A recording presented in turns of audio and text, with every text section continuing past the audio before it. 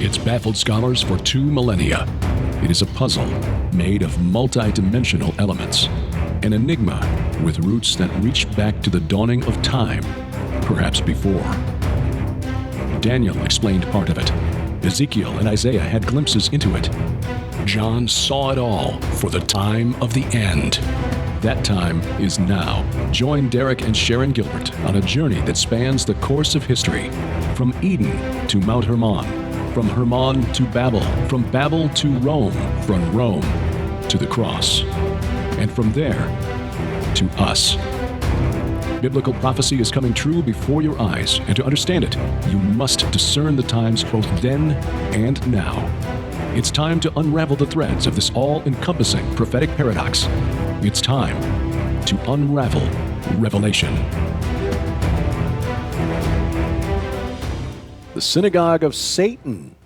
Welcome to Unraveling Revelation from Skywatch TV. I'm Derek Gilbert. I'm Sharon Gilbert on our first show of the brand new year, brand new decade, depending upon how you count. Well, it's 2020s. The tens column has shifted, so we're moving. We're into moving the new over decade. the 2020s. Yeah. Well, it's been a couple of weeks since the last program, but we've had begun with the Church of Philadelphia. Wanted to conclude with more discussion of what Jesus' message conveyed to that church. How much of that we can apply to today, and how much of it was relevant specifically to that period of history? I think that's a really, really good question. I think everything he says we can apply to today. Everything. But with caution, because there are some aspects of Scripture that if you don't understand the historical context, you can misapply. And that the reference to the Synagogue of Satan, I think, is one of those topics. Well, I agree with you there. And I'll tell you what, since you opened with that, why don't you explain? You've done some research on this, so explain what we believe, we being most biblical scholars believe the Synagogue of Satan was. Right. Synagogue of Satan was a group of Jewish believers who, let me back up just a step. In the Roman world, Jews had, by the first century, attained status as an accepted religion within the Roman Empire, even though they kept rebelling against the empire in various places, which really drove the emperors to distraction. You wouldn't get arrested if you were a Jew. But you wouldn't get arrested for being a Jew. You weren't considered a pagan, in other words. Whereas, and for a good part of the first century A.D., Christians were just considered a sect of Jews, which makes sense because the religion, the faith began in Jerusalem, and it spread mainly amongst the Jewish communities throughout the Mediterranean. Well, the problem began when Jews began to distinguish between themselves and the Christian community. And so the Roman Empire began to see Christians as not Jews, and thus not subject to the protections that the Jewish communities had been granted in the Roman Empire. And so there are those who would pretend to be Jewish, but are not, in order to remain in favor with the Roman government. But there were also Christians who were then persecuted by Jews who were Jews in name only. In other words, in a broader sense, what Jesus is describing, people who claim to be the people of God as Jews, but are not acting in a godly way, not acting according to the teachings of the prophets, who, when you boil down all of the law and all of the prophets, as Jesus said, you come down with two things. Love the Lord your God with your heart, soul, and mind, all of your heart, soul, and mind, and love your neighbor as yourself. That's what all of the law was pointing toward.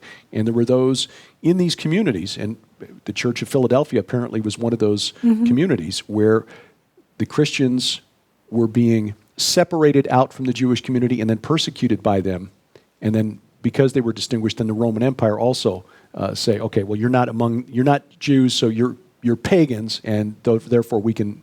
Well, I think we've mentioned this before when we came across the Synagogue of Satan earlier, that there is also evidence that there were some, in order not to be arrested, who said they were Jews, right, or who would point out their neighbors and say, we're Jews, but they're not. It's essentially using a mask of Judaism for protection against the enemy. Right. Right. Rather than using the Lord for your strength. Mm-hmm. And so that is what applies to the Church of Philadelphia here. There's a specific historic and geographic application to this particular message. By the way, I keep looking down because I have no internet. Oh, interesting. And I've been trying to get, I've been trying to get the internet to work over here, and it won't. One of the drawbacks of, you may have to go, old school. And I know. I was going to say, if you've got the verse up there, why don't you read through it again? Because I can't pull it up. This is Revelation 3, beginning at verse, let me begin at verse 9 here. Behold, I will make those of the synagogue of Satan who say that they are Jews and are not, but lie. Mm-hmm. Behold, I will make them come and bow down before your feet, and they will learn that I have loved you.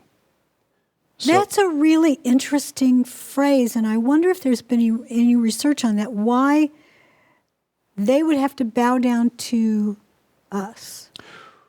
Well, in a sense, this is a reversal of promises made to the Jews themselves. The prophet Isaiah 45:14, God promised that Gentiles would honor them and acknowledge Yahweh as the Lord. And now here the tables are somewhat turned, in which those who say they are Jews but are not would likewise be brought before the Gentile believers in Jesus Christ and would acknowledge Jesus as God. Well, can you read more of the verse? Because again, I cannot get that to come up. It just spins and spins, so don't know why.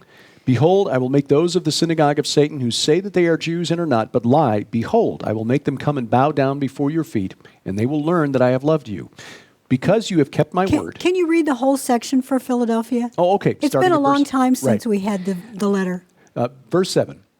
And to the angel of the church in Philadelphia write the words of the Holy One, the true one, who has the key of David, who opens and no one will shut, who shuts and no one opens. Okay, that's what I wanted to hear. That's what I was trying to find, because when we just recorded Sci Friday a little while ago, one of the things we mentioned was a television show on Netflix, which is streaming now. Right. Yes. And Jesus, in the letter to Philadelphia, he does not use any of the language used to open the book of Revelation, where he first appears, and he's described very beautifully. Most of the letters he refers back to elements of that description, not in the letter to Philadelphia. It's all new information. That's true. One of the bits is, I am the true one, the one who holds the key of David.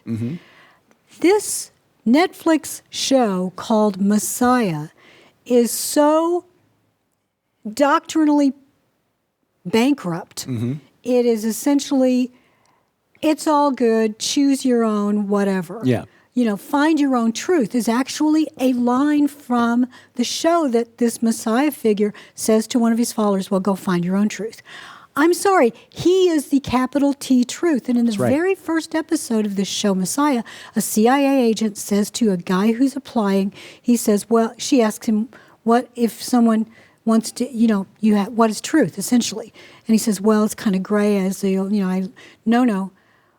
The CIA is essentially a religion, and there is no gray with us. Yeah. In other words, there's a capital T truth, but the show explores the idea that what if there's no capital T truth? Jesus describes himself as the truth, the one who holds the key of David. Yes. He opens the doors, he closes the doors. Yeah, it is a show that allows viewers to project onto that character, the Al-Masi, the Messiah character, whatever they want, really. And so it allows people who don't know what they believe, or believe that there is no truth, this sort of postmodernist worldview that has dominated our colleges for the last and it's several so decades. Dangerous. Yeah. To just fill him with whatever beliefs they want. And so it's getting very high ratings on Netflix, but I made it through one show, and it's like, this is so silly, I can't watch it, because they the premise, supposedly, is what would it look like if the Messiah were to arrive today? Guess what? We know. We know, because Jesus said, I will come in the clouds when Son of Man returns, in the clouds with great glory. There's no clouds. There's no great glory here. No. It's a guy leading a bunch of people across the desert into Israel and crossing the border and convincing people that he's something special. But lying signs and wonders. It's exactly the fallen what it angels, is. the Antichrist, will be able to do that as well. But they go through 10 episodes, and somehow they think they can turn this into a series rather than just a one-season mini-series. I'm so disappointed in Roma Downey. Yeah. So disappointed. Well, because Roma Downey and her husband, Mark Burnett, have been producing content that is Christian. This was It's perceived a Catholic as Christian, but still, it's.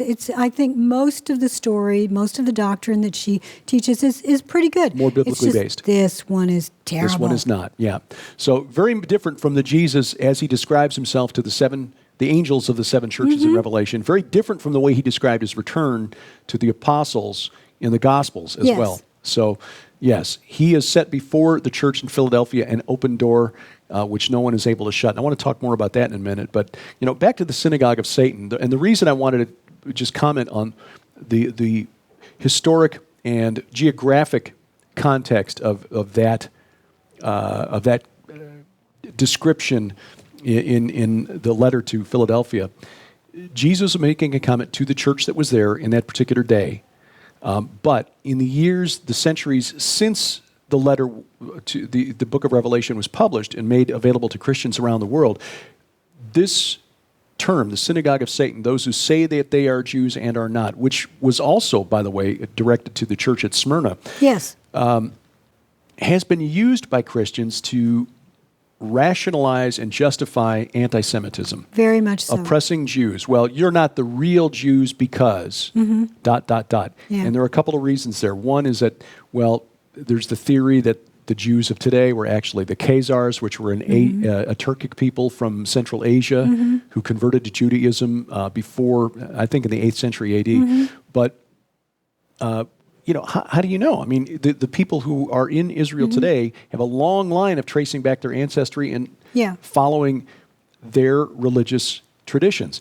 There are others today who say that because the religious traditions that are being followed are coming from the Talmud and not from the law, that they are disqualified as Jews. Now, wait a minute. That is a bit hubristic. Yeah. And you really open a big can of worms. And it's essentially what you do is you close the door. Right, exactly.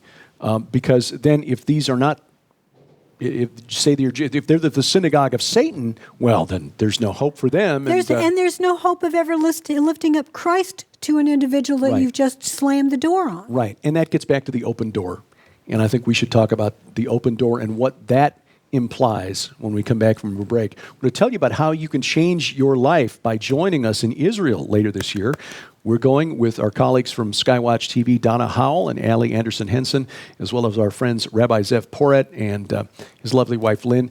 Details on how you can join us, and when we come back, more on the Church of Philadelphia when Unraveling Revelation continues. It's ground zero in a supernatural war that's lasted for millennia. Now, see it for yourself. Join Skywatch TV for a one-of-a-kind tour of Israel to places you'll never forget. Like mysterious Gilgal Rephaim, older than the pyramids, bigger than Stonehenge, and built to venerate the dead. Banias, sacred to the goat demon Pan. The altar of Joshua, where he declared that he and his house would serve the Lord. Bethel, where Jacob saw a stairway to heaven. And Jerusalem, which God has chosen for his resting place forever. Skywatch TV's Derek and Sharon Gilbert and special guest Messianic Rabbi Zev Porat lead you through the Holy Land from Mount Hermon to the Red Sea, with teaching along the way. And as a special bonus, a 4-day optional extension to Sardinia to see the ancient ziggurat of Monte Dakoti, megalithic tombs of the giants, and the Tophet of Taros, where children were sacrificed to the dark god Baal Haman. Or if you want more time in Sardinia, join us for our separate 8-day tour of the mysterious island. Skywatch TV's 2020 Tour of Israel, October 12th through 25th, with optional tour extensions in Sardinia. For more information and to reserve your place, log on to lipkintours.com.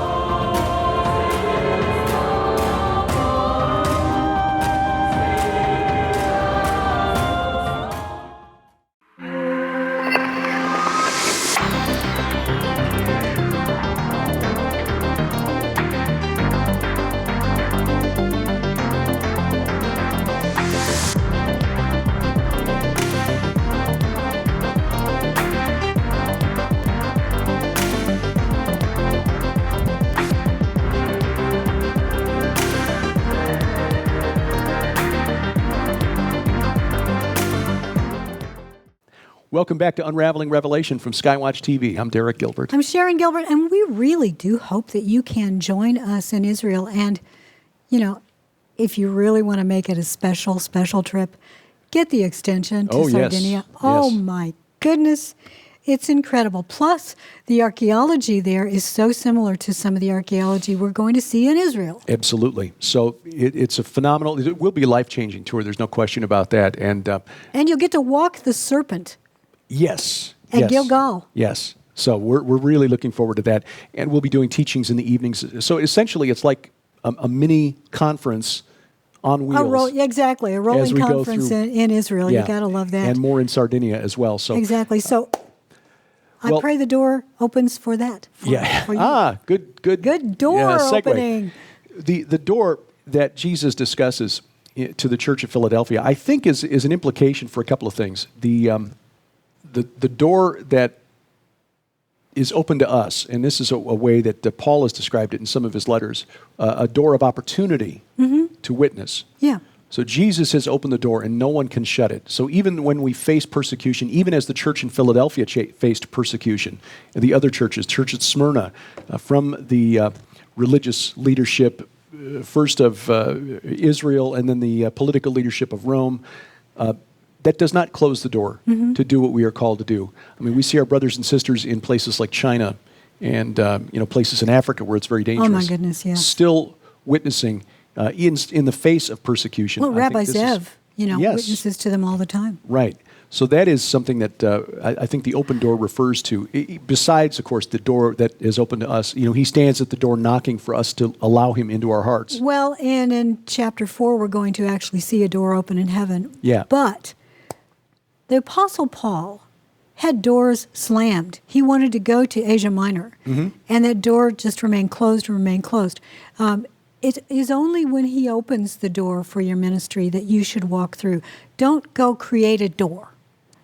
There's one of our favorite movies, Beetlejuice. There's a point where they say, let's see, what do we do here? It says here in the handbook, draw a door. So they draw this door on the wall. It's a silly movie, but that's what many of us do in ministry. We want so badly to do a thing, we draw a door. Yeah, and it doesn't work. No, it doesn't. Yeah, if God has closed the door, he'll make it clear. When he opens the door, he'll make it clear. I mean, in Yes. our case, coming here to the Ozarks was clear. We were It was such a clear door. selling a home in a place where real estate is not exactly hot, and it sold before it went officially on the market. So I think that was God confirming. Gosh, So- yes. But prior to that, we really sort of felt itchy. We knew that we were being called into full-time ministry, but we didn't know when or how it was going to come about.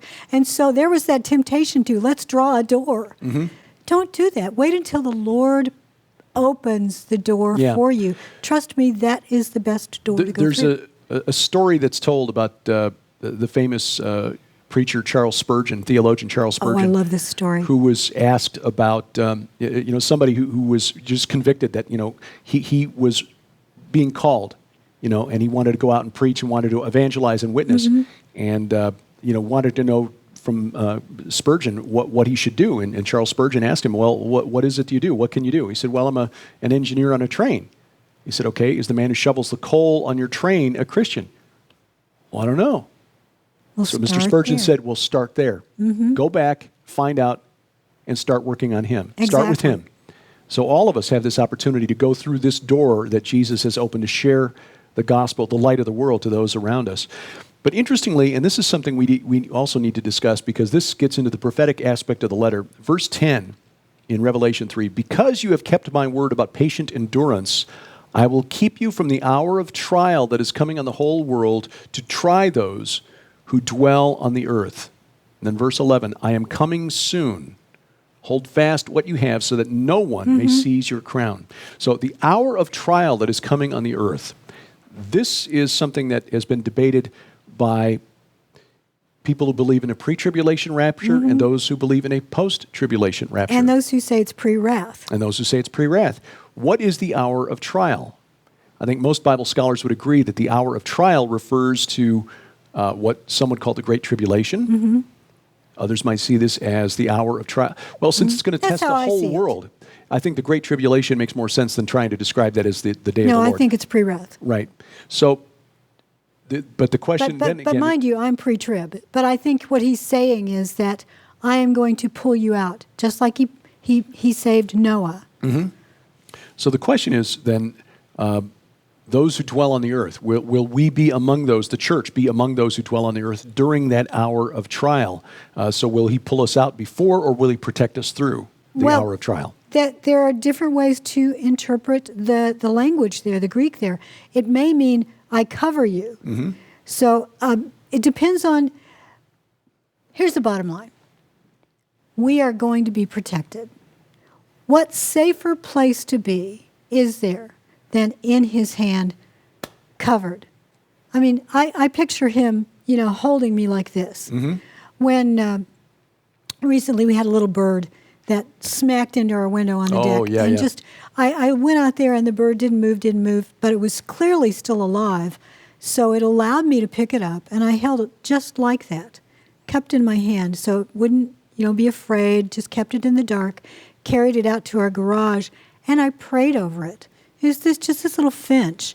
And I just kept thinking about how the Lord is aware of every member, every bit of his creation and what's going on with it. He was well aware that little bird was going to smack up against that window and provide an object lesson for me.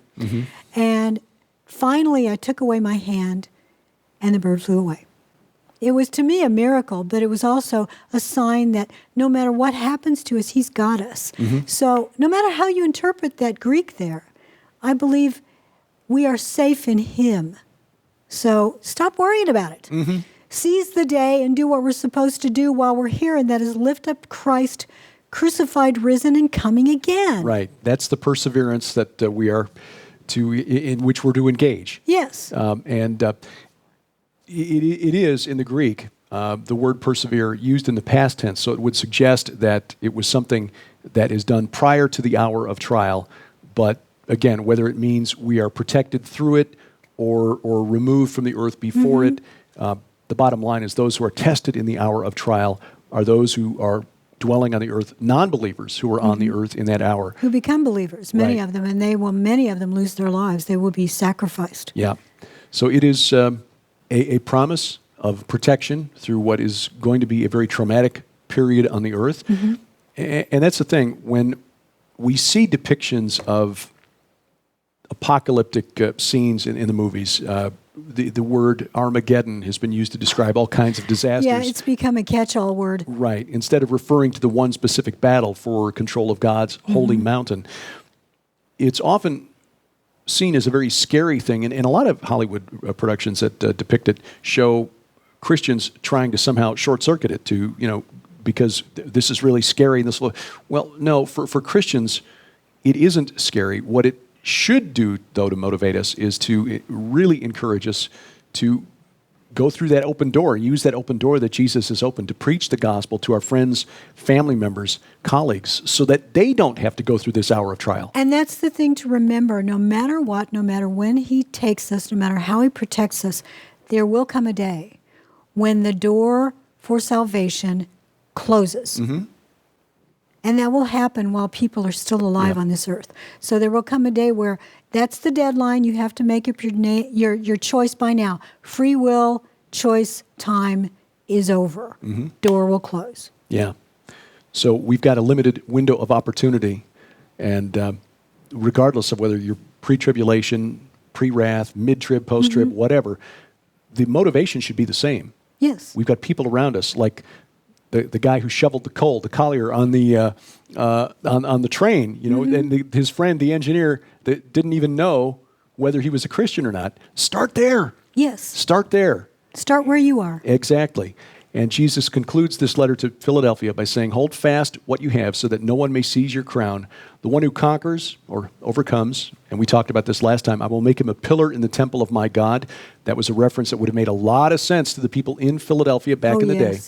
Never shall he go out of it, and I will write on him the name of my God and the name of the city of my God, the New Jerusalem, which comes down from my God out of heaven, and my own new name. And I think that's interesting here because many Christians, and I for a long time had this belief, that when we pass on, that our ultimate destiny, being with the Lord, is to be in heaven somewhere.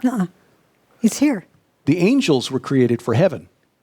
We were created for earth. And our ultimate reward is a new earth with a new Jerusalem. Yes.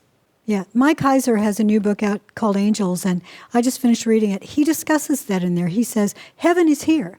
Eden was always here. Yes. And one day, this earth as we know it will be replaced with a new one. And that's finally where we're going to get to have what mankind threw away in the first place. Yeah. So our ultimate destiny, not sitting on clouds, strumming harps with little wings. No wings, no harps. No, but here's the interesting thing, and this is the puzzler that I'm going to end with. And it's a question that I always want to ask Mike Heiser, and I always forget when he's here.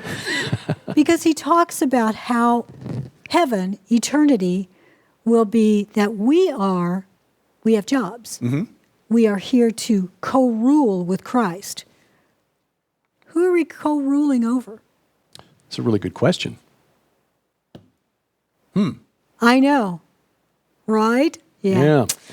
Well, and of course, the final aspect of the letter is the seventh element in each of these letters to the seven churches, where Jesus reminds the angels to the churches, he who has an ear, let him hear what the Spirit says to the churches. That is right. So Philadelphia, one of the two churches without any concerns from Jesus, no criticism? No criticisms. And again, this is special descriptions of Christ. We learn more about him in this letter. And of course, next week we're going to be discussing Laodicea. Oh, Laodicea. Oh. The one church you don't want to belong to is the one that Jesus says is so lukewarm and tasteless and disgusting that he literally spews it out of his mouth.